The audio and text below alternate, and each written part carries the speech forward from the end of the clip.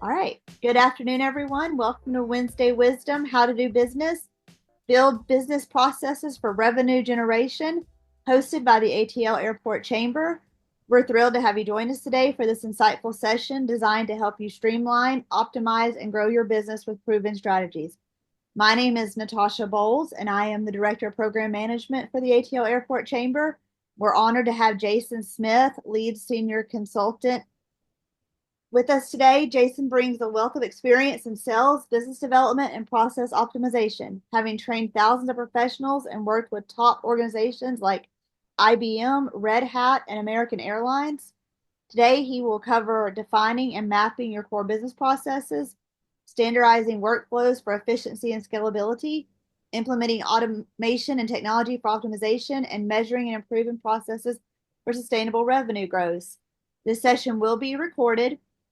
Please keep yourself on mute during the presentation and drop your questions in the chat so we can have a Q&A session at the end. So without further ado, let's give a warm welcome to Jason Smith. And Jason, the floor is yours. All right. Thank you so much. And guys, if you haven't been aware of what's going on in the airport chamber and the fantastic events that they're putting on, like this Wednesday webinar, like the Landing at Six networking event, and all the informative sessions that they've had, like the recent ones on AI for senior leaders, they're all because of Natasha Bowles and the work she does as program director. So if you in the chat, give her a big hand. That's going to be very, very helpful. A little bit about me. With all of that experience they talked about in sales and business development, my real focus is on education, making learning happen, and making sure that we have informative and interactive sessions. So if you thought this was going to be a one-way presentation where we're just sitting and talking and I'm going to just download information to you, let me let you know that this is going to be an interactive session. So be ready to jump off of mute, answer some questions, to share some information. And also, the information she said about what we're going to cover about how to build sustainable processes and making sure we optimize efficiency today is going to be about making sure we understand why that's so important and what you as a senior leader need to do to help yourself learn and grow for that and to teach others on your team how to do that, because it's just something that you can't just get from a one-way presentation. We got to build that reason why first, and that's what we're going to work on today. So prepare for a lot of information. We're going to cover these topics about what common struggles most business leaders have, building a case for processes, and explaining what processes are shaped by that we as leaders have to influence, and what we need to know about learning how to build processes. And don't forget that this is just a primer. There is no way to learn it all. There's going to be a lot of information we're going to cover. So be prepared to take notes and do something ever. Amen? All right. So as we think about the information today, I want you guys to approach today based on your level as a CEO. And in all the years that I've been working with and training entrepreneurs and senior business leaders on different levels, as you look at the spectrum of the way businesses develop from ideation all the way until they're big scalable corporations or they're sold off, we've got about two major types of people that usually come to sessions like this. First is on the early stage. I call them the need and new founders. And about 60% of the time, you're sort of at that stage between planning and execution. Like that's the next level in front of you, is making sure that we can grow the business and get that either first revenue or help that revenue grow from where we are. And the other side of that, the Steve Stuck founders of the world, about 20% of the time, you've got someone who's got a stable business that's making lots of money and they can grow, they can make money, but they cannot scale that business. They can't turn that 5 million that they're making into 20 million. And they're trying to figure out how to make it work. And the thing is, there's common struggles and a common journey that they go through on a cycle from knowledge through success, change, and struggle. So as you look at that, for those need and new founders, they often have plenty of knowledge to give them a certain level of success in those early stages, being able to form the business, acquire those first companies. But as they get some success, they're starting to see some change. Some kind of change is leading them to have struggles in doing things like growing and expanding the business, retaining customers, right? And they need some ways to improve to make that happen, right? On the other side, Steve has got plenty of success in reaching and retaining customers, but he's having a struggle in trying to expand and grow the business.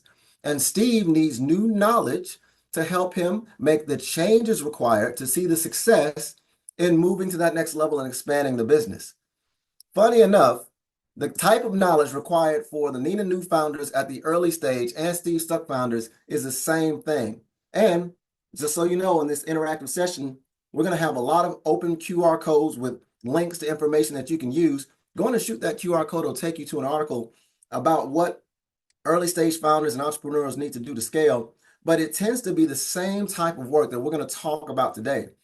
And just as a poll, going back to what I said about interaction, right there in the chat, why don't you just tell us who you think you are? If someone wants to come off and say on mute as well, love to see it in the chat, but speak up. Where do you feel you are? I just want to see by poll how many people feel they're a Nina New founder or a Steve Stuck founder. Let's just get everybody to chime in the chat. Tell me what type of CEO you feel you are right now. I I got decided that I feel like I might be a Steve. you might be Steve, right? It's trying to grow. Oh, Neo. I got you. Got you. Neo. I don't know if you're saying you're Neo and you're moving through the matrix, or you feel like you're more of a Nina and a Steve combined. That could be that. Anyone else? Who feels like they're a Steve or a Nina? We got a Steve, right? So you've got a team, you're already making lots of revenue, but now you need to figure out how you're going to expand, how you're going to grow it, right? Anyone else? Yep. Good. So it looks like we've got an even balance in the 20 or so people in the room between Esteban, Steve, love it. Between the Ninas and the Steves of the world, the people who are at the early stages, we're trying to go to growth, and those trying to reach scale. And for everybody, no matter what level you're at, all the business leaders that I've met have a common struggle. That common struggle always comes back to making sure you get consistent revenue growth, right? And here's how that manifests. As you see yourself having success and you come to some sort of change, at least to a struggle. Well, what if there was a way that we could cut that cycle, skip the struggle when change comes in? What could we do to make sure that we bridge that gap between change to get back to knowledge and success? What do you think we could use? Let me ask my good friend Dr. Melissa. Dr. Melissa, what do you think? What would bridge that gap to help us actually get from the changes that come up to be able to actually find the knowledge and get back to success? Any thoughts? Huh? What about you, Tiffany? What do you think would be a good way to bridge that gap? Strategy system, good. Strategy or system, absolutely. Anyone else? What's the topic for today? Automation, tech, consult me. Yes, absolutely. You can reach out to me. I can help in ways. And when I do, the one thing, if I were going to help you, I would tell you about engineering processes. If you want consistent revenue growth, you need revenue processes. And the reason why processes are important is because processes, when you chain them together and they all work in a constant system, your business is now functioning like a watch where every process, if it's rigid, if you know exactly how it moves, if you've got it in tight tolerances, when those processes interact with other processes, now those connecting processes become a system, just like a watch. And when you introduce change into a system, you get knowledge out because you understand what happened over here is going to affect this over here in exactly this way. So if you hear something going wrong, like in the engine of your car, when they hear a squeaky noise, that mechanic is trained on the system. So he knows that squeak sounds like this, so it's probably connected here, and they can diagnose it. And that knowledge helps you to grow and adjust and change the business. And the thing about it is, when you're talking about revenue, all business leaders have that common objective of getting consistent results. Consistent results are always limited by the same things, right? Consistent results are limited by our daily activities and our habits, and that's our processes. So from the group, I want to ask you guys, what do you think limits our daily activities and habits? Question.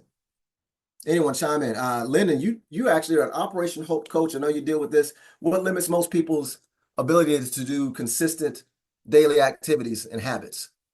I think the effort that you put out would be a good thing. The amount of effort that you put out. I like that amount of effort that goes into it. I see ego, I see distractions, consistency. You're right. Again, if we're talking about daily activities, consistency gets thrown off. One underlying thing that I've noticed in all of that, I see execution and commitment. The thing is, we don't do the things on a regular basis that we're not good at. If we're struggling in an area, like if you're not really good at bookkeeping, if you're not good at marketing, or you're not good at talking to customers, we tend to not do that on a regular basis. So our consistency fluctuates. We can do it hard for a little period of time with a lot of effort, a lot of emotion, but we're not great at it, so we don't come back to it every day. We tend to put it off. That's a human component. And what do you think drives, what do you think limits our skills and capabilities? Or even better, more importantly, what stops us from building the right skills and capabilities or having that desire to go build those skills and capabilities? Lack of schedule, I like that, right? We don't plan and organize our time right. Time and money, you're right. We don't have the time and money to go maybe take classes or to hire that expert to give us that skill and knowledge that we need. Excuse me, I had something go wrong on my computer. There we go. Right? All of those things do affect it, but it's our knowledge and our experience. And when I say knowledge and experience, it's not just what you've been able to come in contact with in the workplace, but your experiences as in, I have never had good success with this. I always do poorly at this. Your beliefs, your underlying beliefs, that's part of your experience, your life experience, your personal experience with those skills and habits leads you to either want to address them or want to get after them for another reason. And when you get down to it, all of our experience and the knowledge we seek is driven by one thing. Driven by one thing. Anybody have an idea what that is? We're trying to get to processes, so processes is not it. But what do you think drives our desire to get certain knowledge, to want to make changes, to build skills and to build habits? I see vision, see lack of what we don't know. We're going to get back to that. I'm going to leave that as we come back to our main topic. Execution, yes, all of those are good, but we're going to address that at the very end. There's one thing that drives this entire paradigm to get to consistent results. But first, let's ask the question that we showed up for here. How does one design processes and where to start? Right? This, for a lot of you guys who are Steve Stuck founders, I want to go back to something that you probably haven't talked about since you founded the business. Probably since you were an Operation Hope mentee going through a great coach like Lyndon and learning how to start your business. No one has talked to you about the lean startup model. Lean startup model is something that is addressed usually with early stage ideation founders before they even launch. They talk about lean startup, but people don't come back to it throughout the execution of the business once you've launched, once you started making money. For people like Sean, said you're a Steve, you've got a team of people and you're growing. You haven't thought about lean startup in a long world because you're not a startup anymore, you're a business. However, you got to remember that lean startup is one of the best working and proven design thinking nonlinear planning processes to allow you to rapidly iterate on exactly what you need to build a business and bring it into fruition. Now, most people think about it in terms of product development or the business itself, but it is the exact same model you use to develop processes. And you can have all kinds of processes that you can start to build. Your financial processes, how you do payments and how do you keep your books, your logistics processes, how you manufacture and deliver your products and services, your customer service processes. But the question is, where do you start? Which processes are going to be the most important for your business? All of those things I just talked about on financial management and making sure you do your logistics, all that planning that you do is fantastic and it's important for running a business. But you got to remember that businesses do not survive by planning alone, but by fueling the business. And so all of the processes that you could focus on first to make sure that we get to revenue growth, which processes do you think we need to start with? Anyone? Come off of mute and speak up. Trust me, we don't need to just be a one way. This is not church. You get to amen in my classes, you can speak up. Which processes do we need to start with? We really want to grow the business. Anyone? Well, Jason, I'll throw it out there. One of the ones that you and I have talked about way back in the day. The first one, you got to plan your day, start your time out. What are you going to do? And focus those consistent timing processes that, by the way, are the ones that are going to be targeted to help for revenue generation, not just we can all book our schedule to fill time with fluff and be productive and busy. But is it a process that's going to help us with our bottom line to get to where we want to go? And if you're not focusing on those green money generating processes, then what are you really doing? Absolutely. Absolutely. I love that, Todd. It's so important. And the reason why I bring that up is because when we ask the question, which processes are most important, where do we begin? We can hear all kinds of things. Well, you got to make sure you have your financial processes right or logistics because you have nothing to sell. But even in planning your day and organizing your roles and responsibilities, great place, Sean, organizing the structure of your business, the mindset of growing the company, if you want to get to consistent revenue, then the first place to go that's going to fuel your business, because revenue is the lifeblood, if you can make sure that you structure your decision processes around which action steps are going to generate revenue first and begin to build those sales and marketing processes. If the business is your baby, the revenue you generate is how you feed the baby. So feed the baby first. And now with that in mind, you can build your time management, your financial acumen, your marketing activities around the things that are definitely going to generate revenue to fuel the business and grow it. So you have to start with building sales and marketing processes. And I'm saying sales and marketing now, but we're going to cover this in just a second, because most people ask the question, what is a sales process anyway, right? If you looked it up on the internet, you'd find all kind of technical jargon and gobbledygook that looks fantastic from great sources like Gartner or Harvard Business Review, and they're all fantastic and they're documented, they do work, and they can be repeatable. But until you really understand what sales is, the idea of crafting and engineering your own process is going to fall short unless we get this basic understanding first of what really is the true definition of sales. When you think about sales, do you think about this person?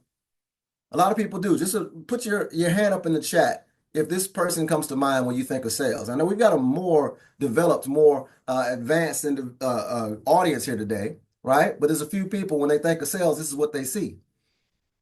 How many people think about this person when you think of sales, right? That thoughtful, helpful, consultative doctor who's there to solve problems. Ooh, exactly, right? That's most people. They have that idea of sales. But when you get down to it, I've been doing this for 12 plus years now, and I've been forced to explain to many different entrepreneurs and senior business leaders the true definition of sales is actually this, right? If you could do me a favor, Nyala, come off of mute. Just read that definition for us for everybody to hear, if you would, please. Jason, we can't see your presentation. I can. Sales is the art and science of leading others to make the best decision to solve their problems through conversation. Fantastic. So real quick show of hands, if you cannot see my slides, please put your hand up in the chat, and so we can see if we can address that. Jeremy, I know you got to go soon, but if you want to try to chat with people in the background and help them address that, I'd appreciate it. Thank you. Small rabbit trail, guys. If you're ever doing a presentation like this, it's always helpful to have someone as a producer on the back end to help you with the technical issues. So please, in the chat, see if you can resolve the visual issue. So put your hand up in the chat if you cannot see the slides. But yes, sales is truly the art and science of leading others. It is leadership, leading others to make the best decision to solve their own problems through conversation. And there's two components to that you'll hear thrown about in the world of sales and business development. They are part of the same coin, but they are intricately linked through a connection of value. If you are working on the business development side to help attract people to your brand and help them to spell your brand name, right? And then leading them to actually make decisions throughout the total life cycle of that customer, and every step is delivering value, then you're no longer convincing, you are giving them value with every single step, every single action. So this is a value prescription process. Sales is a process that you prescribe value through every single step so that everyone that you speak to feels as though that they're being fed and being served. And if you're going to engineer that, this is the part that's going to blow your mind. A lot of information here. Let me walk you through the idea of thinking about the stages that they go through when your customers are making decisions.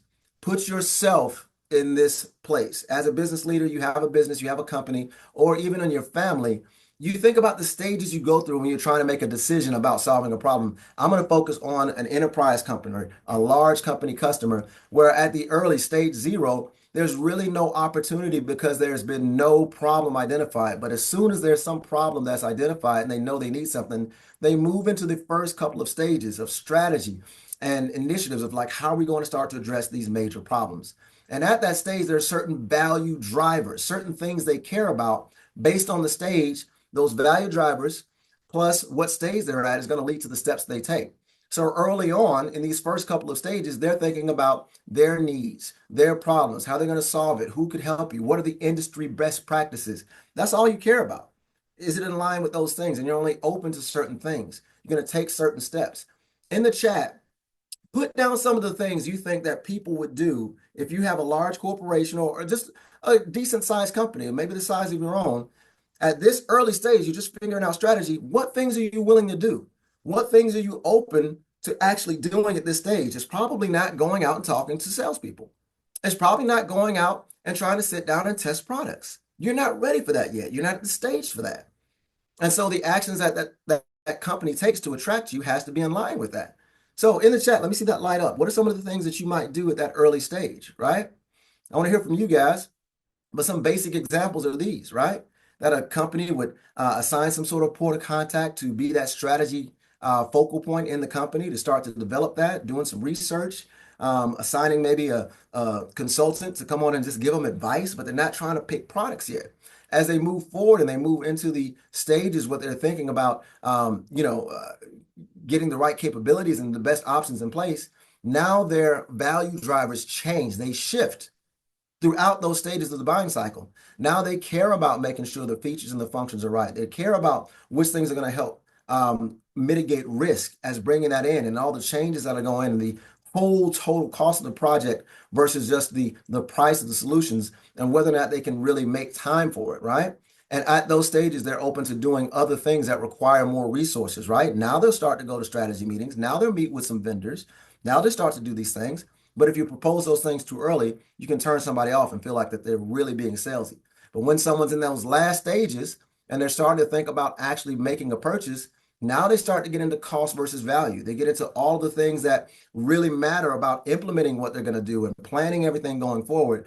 And who's going to be the right person, the right company, the right partner to actually be that relationship to help them through this long term. And in those stages, that's when they start to do the more in-depth things like free trials and demos and making sure they build that out. So engineering revenue processes is all about making sure that at the stage that they are, you are doing the activities that delivers value the way they care about in that stage. Engineering your revenue processes is about determining the steps that you're going to take to deliver value in the ways that they care about based on the stage that they're in. Okay? A lot of words on the slides, a lot of information. Does that seem hard? Hands up in the chat. Just put your hand up if that seems hard. Does it seem like a lot? Yeah? Very complex, isn't it? Hands? No, everybody thinks it sounds simple. I like that. Either that or we're not really related. There we go. There's Paula. Good to see you, Paula. It was good to talk to you again. Yeah, seems complicated. What do you think would make that easier? How could that be simpler if we were able to engineer that for our customers? Any thoughts? What would make that easier? Keyshawn, what do you think? What would make it easier if you're trying to do all of that for a certain customer? Gaining knowledge. I like that. Gaining knowledge. Can you speak on that? Can you come off of mute and speak on that for me, Keyshawn? We say gain knowledge. What do you mean by that? Because I'm a neo-Nina, certain things are French to me or foreign. So therefore, once I gain the knowledge or the clarity about it, then I have the capacity to be able to do it. But because I'm I would say at a disadvantage at the moment is why I would say gaining knowledge would be my ulterior motive. Gotcha. The important thing, and I love that because I would say that is the right answer. Gaining knowledge, but the important thing is not to gain knowledge about the industry or about your products and services. It's about gaining knowledge about your customer so that you can diagnose their buying journey the same way a doctor would. You think about it yourself, right? If you walked into a doctor's office for some sort of major heart condition, and that doctor walked in and showed you all of their certificates and all the information and everything that they've done and their accolades and their previous successes, bragging about all their expertise, and said, yeah, welcome, my name is Dr. So-and-so, and I'd like to just start operating on you right away. Whoa, whoa, whoa, whoa, whoa. Are you gonna look at my body first? Are you gonna study me? You want your doctor to be an expert in you. And once that doctor's an expert in you, then they can prescribe the things that you need. Jeremy, you had a question? Yeah, Jason, I got to jump off real quick. So see if you can switch back over to full control. No worries. We got it. I still have control, and we thank you for joining. Appreciate it. And I'm back here, Jeremy. Thank you for pitch hitting for me for a few minutes. Yeah, no worries. Y'all have a good one. You have a good day. Thank you. So again, guys, Diagnosing your customer and knowing their needs, knowing what their value drivers are, is about gaining knowledge. It's about learning and wanting to discover them. And that step of discovery is the first step in the lean startup process. Most of you people who are advanced in the process, you Steve Stuck founders out there who are making $100,000, $200,000 a year, you feel you know and you're operating on instinct that this is how my customers operate. I talk to them, I make sales, and it all happens. However, taking the time to go back to lean startup, engage in a real discovery process with the intention of making sure you're able to engineer their buying process, to map it out and teach it at a 10th grade level. That is the goal, because that discovery gives you the intelligence to actually make sure you're building every action step so that it delivers value. But lean startup is not just for the startups to get their business plan done and make sure they can get a loan, but it's also an ongoing iterative process to help you build offerings and improve them, right? Let me walk you through this and show you where lean startup can make sure that if you're getting this mindset of this design thinking, if you're acquiring the knowledge of how to do this iterative discovery, build, examine, and test, it can help you make better products. Most founders start with the offering. So let's say we had one offering. We're like Hive Promo. We've got a marketing analysis platform. We're not going to change the product at all. We got the same product. However, as you look out at your customer base, there's 3 different distinct personas, types of customers, ideal client profiles that might come to be. You might be targeting the CEO because you're told to talk to power. But as you're going through your daily operations over the years, you're seeing that you're getting most usual persona coming in is somewhere in that chief marketing officer level, but you're trying to reach this other person. If you continue to do discovery, you'll find out that there could be another persona, the ideal persona that you didn't even know through your discovery, that you can sell to the end user. The marketing manager has the authority to purchase what you offer. And if you understand them, you can look at the value drivers that they have compared to the others and make sure that you engineer your products and services around what matters to them.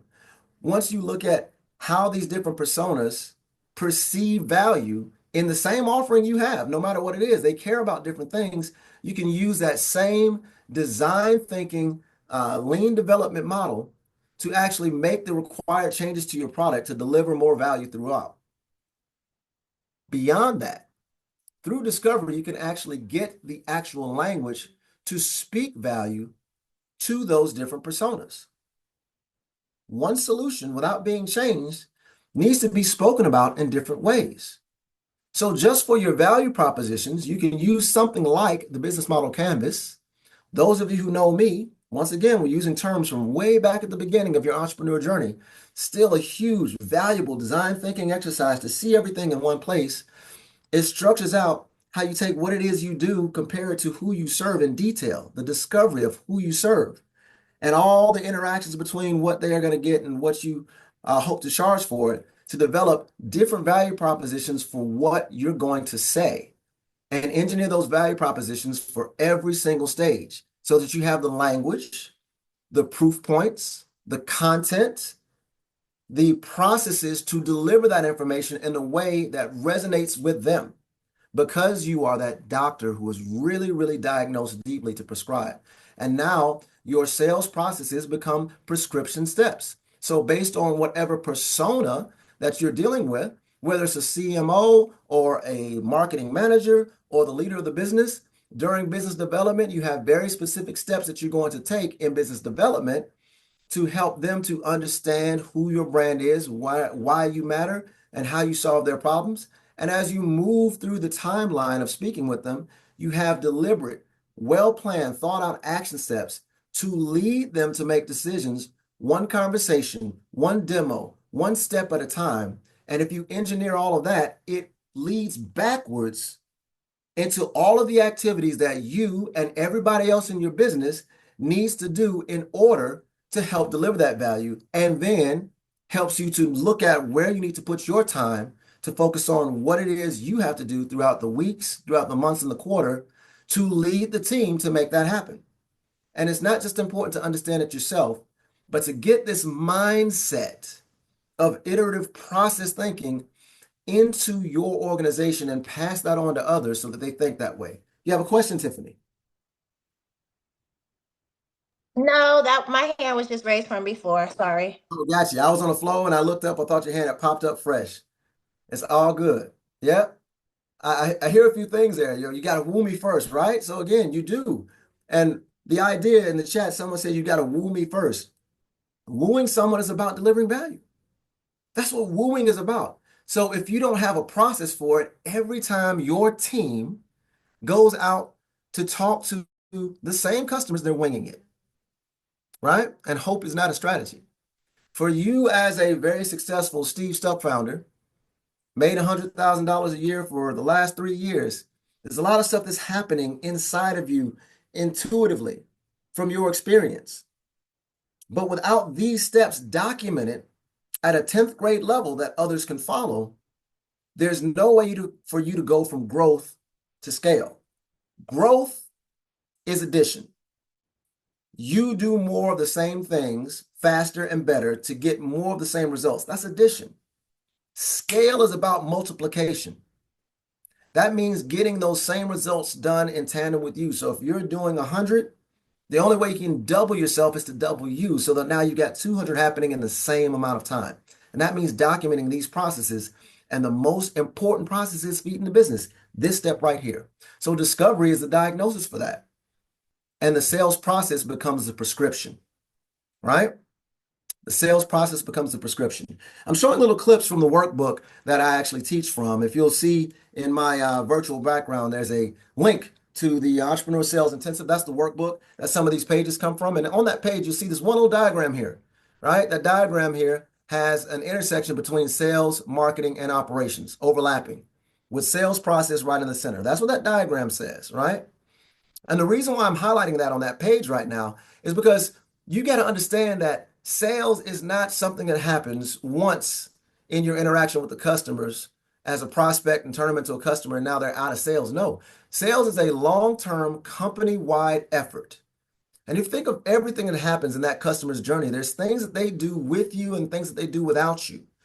And some of the things that need to happen for them to actually discover your brand, and as we just said in the chat, to get wooed by your brand and your presence, the stuff that, again, their social media presence and going to events and picking up content out in the field that they're going to find, that is not just relegated to sales. There's an interaction with the entire team. Your internal and your customer-facing teams have to combine together, multiplied by the leadership in order to get the desired outcomes of what they're going to believe, know, and do.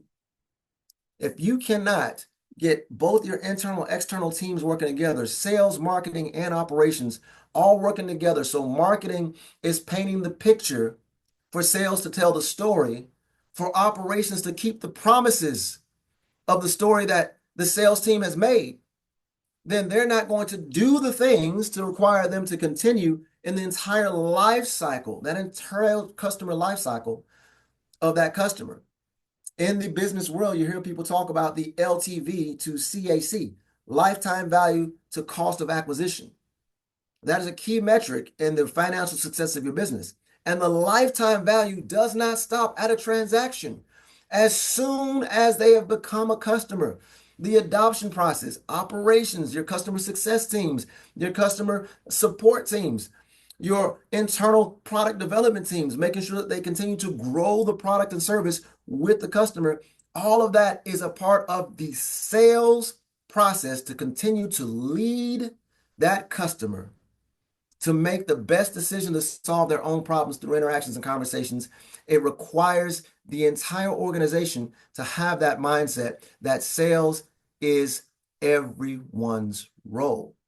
And the only person that can make that happen is you, the senior business leader. So this equation right here is something that you have to internalize and adopt to take this process methodology to your people with a deep belief so that they know how to go out and structure this in a way that every action they take is going to lead back to the success of the sales efforts of bringing them back to your brand.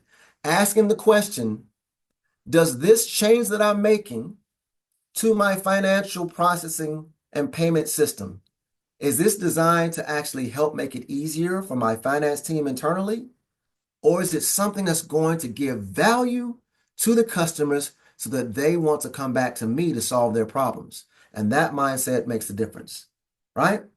I love what you put in the chat there, Natasha. It would be a great time to hear you kind of speak on it. Could you go ahead and just chime in and just speak to what you wrote in the chat? The first part or the second part? Go right ahead. Yes. Okay. Well, the first part is I actually have a business that helps businesses figure out what they need to do to be a business. But because I also have this role with the ATL Airport Chamber as their director of program management, and it's such a passion of mine to work with companies and bring value and bring assets and really kind of combat all of the noise out there where people are being the slimy, used car salesman and trying to sell you stuff that you could get for free and find for free. I often pause when it comes time to do a hard sell and say, am I going against what I'm teaching by making a hard sell to say, okay, here's how you can do it, but here, let me do it for you. Mm-hmm. So that's kind of my first issue with sales, and what sort of stops me, I guess, from expanding is because I don't want to come across as, I guess I don't want to come across as a hypocrite, maybe. Correct. Correct. But would you like to come across as a doctor? Would you I like to would. come across as that consultative expert professional who's an expert, not in your service or in your industry, an expert in them? I want to meet an expert in me. I don't know about you. Is that how you want to do it now, Tasha? Yes, Yeah. it is. It is. And a lot of people feel as though when they have not studied their customer enough and they've only studied themselves, the ask is somehow needy, is somehow begging because you're not going forward in service. But when you're in service, you're never nervous. When you're in service, you're never nervous. So once you've studied this customer so much that you know that you know that you know that this can help them because you're an expert in them, you then feel compelled, this urge to make sure you lead them to make the best decision because you found it. You found that best next step. And you go in with that reasonable uncertainty to discover more and make absolutely sure that this is the best thing for them because you care, right? For sure. I'm And gonna pick his then brain that real kind of leads into the next thing I said is, quick. once you do that and you establish the cell and you get the you care and you're their doctor and they have their trust in you, you have to make sure that you have the processes and everything to keep those promises, because no matter how well you could be a world famous surgeon but not have a hospital to practice at. Correct. Correct. Correct. I love what you said about having those processes to deliver that value, right? Because everybody has processes. We're here talking about building processes, but I guarantee you, everyone here right now has processes. They exist. But today, our processes were built by default. You might not even be tracking them or aware of them, but there's something you do just about every week. There's something you do almost every day. There's certain things you do and say on every single call, and there's certain ways that you address the issues in your business and deal with your internal partners and your channel partners and your logistics partners and your suppliers. There are processes in your business, but they've grown by default. And there's one thing that actually drives all of those process decisions that lead us to what we do on a regular basis. I'm going to pick on one person, Lyndon, because you are a coach and you've been working with Operation Hope. I'll steal a second to get an Operation Hope commercial out of you. And tell me, what do you think, Lyndon, from what you've seen in the entrepreneurs you've worked with, what do you think drives their habits from your perspective, especially in a team environment when there's more than one person in the business? Well, a lot of people obviously have not had experience in it, so they're kind of flying by the, seat of their pants. There are people that have gotten some experience or education or training. They seem to be more organized and motivated to get stuff done because they're, on a track that they're familiar with. And I must definitely emphasize that if you haven't done something before, you're not going to be that motivated to constantly grind and accomplish things. So it's always good to get around other people. I always recommend every business to have like an infrastructure team or an advisory board made up of people like a CPA or an accountant, a business insurance person, a banker, a business mentor that's had a business similar to theirs, as well as a website person that can help them with SEO and keeping their website looking good and fresh. And finally, an attorney. And with these people, you'll always have access to information and you'll stay a lot more motivated. I've spoken with people that I might have spoken to maybe a month or several months have gone by, and they tell me, well, I wasn't motivated, or I just stopped because, I hit a bump. So it's important. And everything you're saying today is very important because it's important to be able to hit a bump and still keep navigating, not hit a bump and stop. So the important game is to keep it moving, keep getting information, keep getting a great team that you can reach out to keep going, because the big problem I'm seeing is people slowing down or stopping because they don't have anybody. I love it. I love it. And again, if you think about the general theme around that community you build around yourself and you stitch together around what you're trying to build, they all come together in groups of people, whether it's just 2 people, 3, 4, or the 5 or 6 people that you heard Lyndon mention. Between all of them begins to exist a culture.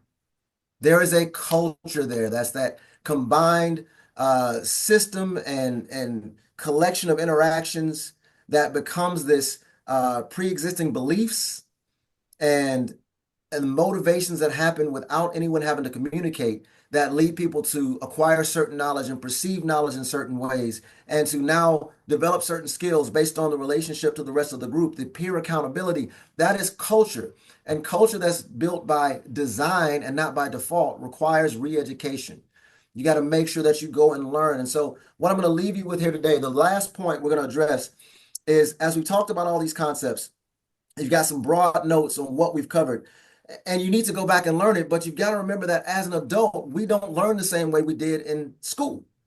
The old education system was just, spec and dump, just education. But there's 3 components to learning for adults. We learn actively. And as adult learners, and make sure you shoot these QR codes. They go to some very interesting information here that you need to check, guys. We've got 3 components to adult learning: of cognitive, which is this interactive, just one-way instructional information, just knowledge. But then the constructive piece is playing with the knowledge, believing through interaction and struggling with that information. Even just the questions, this process of me asking someone to give me your thoughts in the room, in a group conversation, that's constructivist. Giving people a chance to just wrestle with the ideas and then coming back to do something behavioral to now build habits over time that give them some results. And they all go back to building existing beliefs. So again, I'll just give you a quick walkthrough as to why this is important, what you need to do for yourself. If you want to learn to build processes, you got to first believe that you need to make a change. No different than trying to get in shape. You got to look at yourself in the mirror and say, you know what, I believe I do need to make a change. You talk about that motivation, Lyndon. You got to have that self-motivation. And most people have an existing belief, I can do it myself. So they go to the gym and they try to work out on their own. But once they go to the gym and struggle with trying to do that, then they know that, you know what, I don't have enough knowledge. They've hit the cycle. They're having some struggle in trying to do it, so they need new information. They've had the constructivist process of trying to make a difference, couldn't do it, and realized I still have this problem, and I believe I still need to fix it.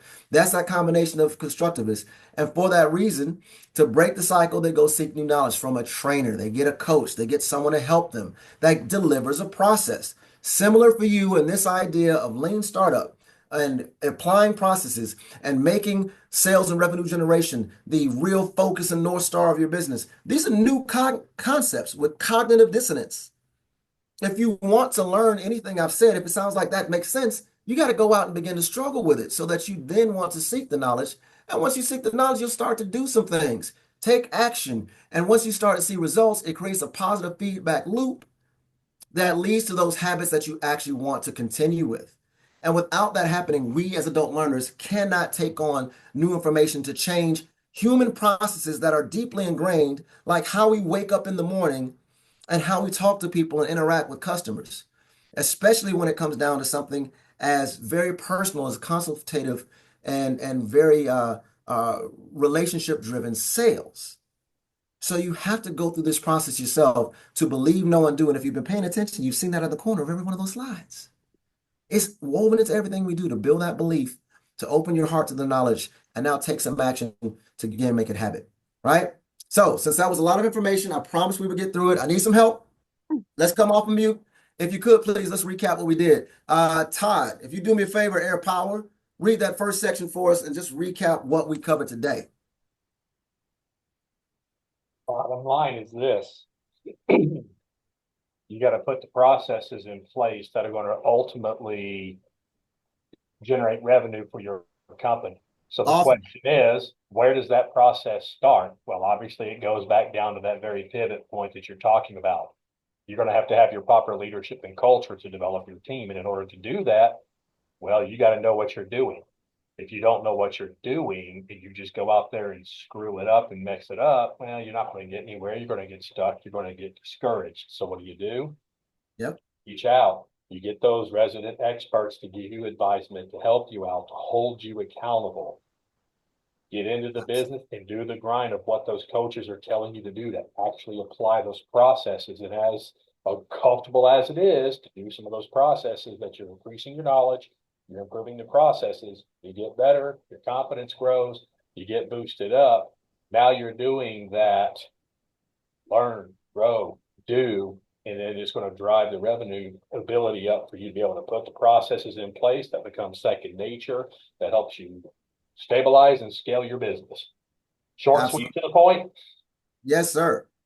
So do me a favor, can Paula, good to see you here. Paula, if you could do me a favor, come off your mute and read that first section for us.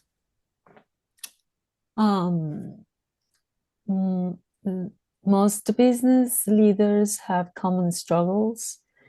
Early stage and growth stage founders' common struggle is consistent revenue growth, and revenue growth suffers from specific knowledge and skill gaps. Fantastic, fantastic. Hey, Renee, I'm glad you came on. Would you do me a favor since you're here and blessing us with your time? Would you be willing to read this next session for us? Yes, I can. Okay, I'm on my phone, so give me some grace. All right, grace. Most business leaders have common struggles. Next section down, building a process. Oh, building a process. Sorry about that. Building a processes require re-education. Processes can disrupt the cycle of success, change, and struggle. Processes build systems, and systems generate knowledge during change. Knowledge must become skills and then habits for consistent results. Fantastic, fantastic. Tiffany, would you be willing to read the next one for us? Okay. The way we adults learn skills is through action. There are 3 keys to adult learning: believe, know, and do. It's a constructivist, real world experience that generates internal motivation for action. All right. And we got another serious expert on the phone with us today. Dr. Ursula, are you in a position that you could come on and read that last part for us to be helpful? Fortunately, I'm driving. I'm sorry. Okay, no worries, no worries. I'll put it back to Miss Natasha then. Senior leaders to use lean startup for building sales processes for revenue. They need effort and application to use lean startup for sales processes because no one gets paid for planning their business. A true definition of sales is a process for prescribing value, and all processes are driven by company culture. Fantastic, fantastic. So the last few minutes we got, I'll open it up to any major questions that you might have or anything for the good of the group. What questions do you have?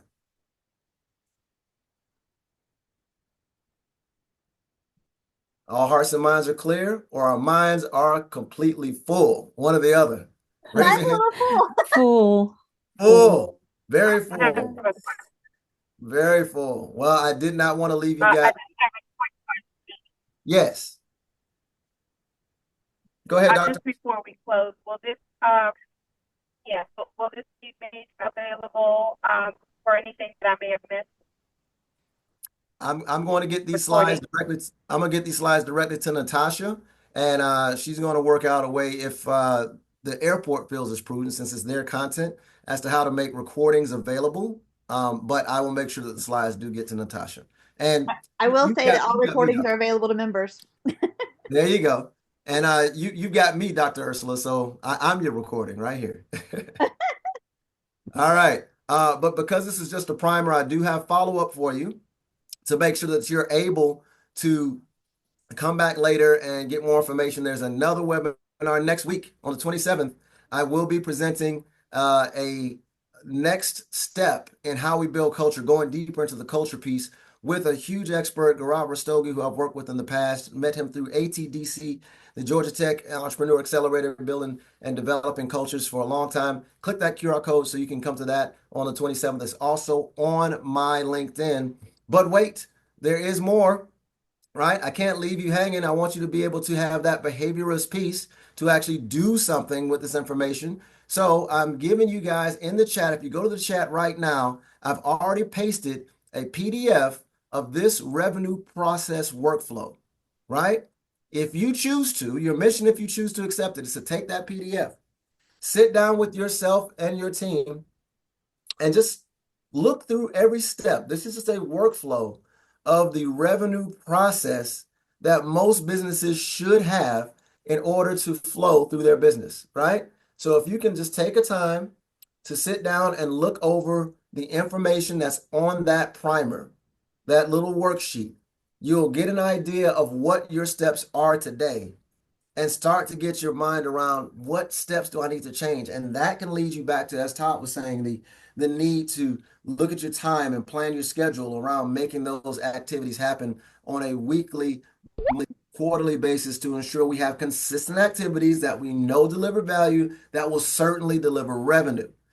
So that's one good action step for you to have that behavioralist do step besides just coming to the webinar next week. And again, QR code is there.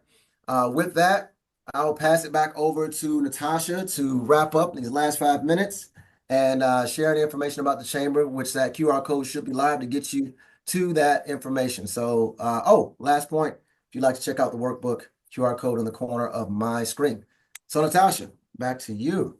All right. Thank you. Thank you, Jason. Thank you all for joining us today for Wednesday Wisdom. A huge thank you to our speaker, Jason Smith, for sharing his invaluable insights on optimizing business processes to drive revenue growth. I, for one, really enjoyed this one.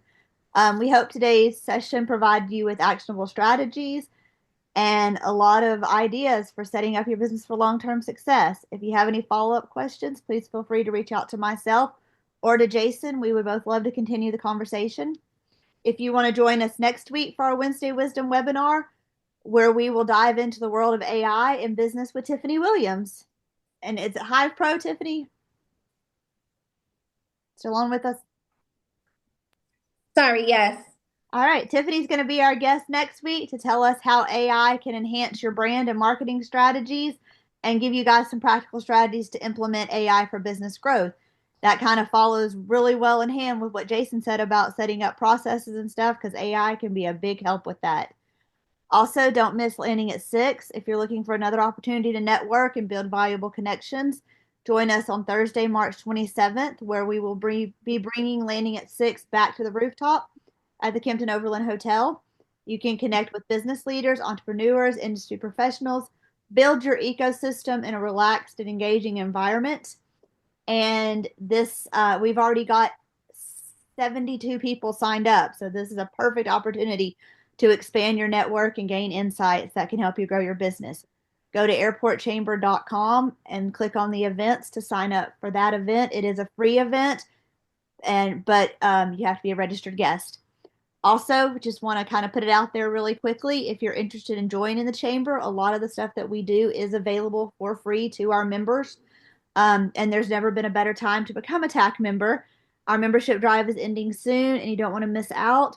So please give me a shout out or a call or email me at natasha@airportchamber.com, and we'll get you guys signed up so you can take advantage of all the great things that we're doing. All right. Thank you again. Thank you. Bye. Right. Take care, everybody. Bye. Have a good afternoon. Bye, y'all.